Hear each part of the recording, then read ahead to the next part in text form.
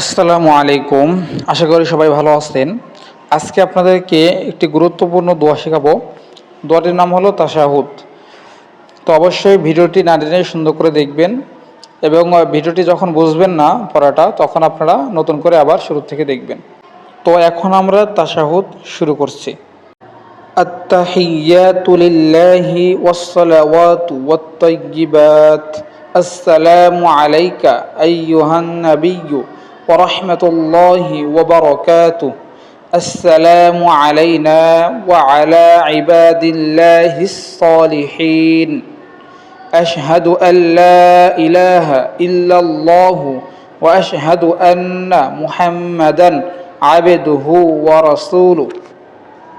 এখন আমরা এই দোয়াটির অর্থ জানব।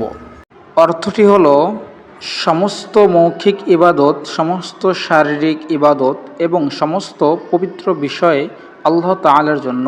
হে নবী, আপনার উপর শান্তি ও তাহার বরকতসমূহ নাজিল হোক। আমাদের প্রতি ও আল্লাহ তাআলার নেক বান্দাদের প্রতি তাহার প্রতি শান্তি বর্ষিত হোক।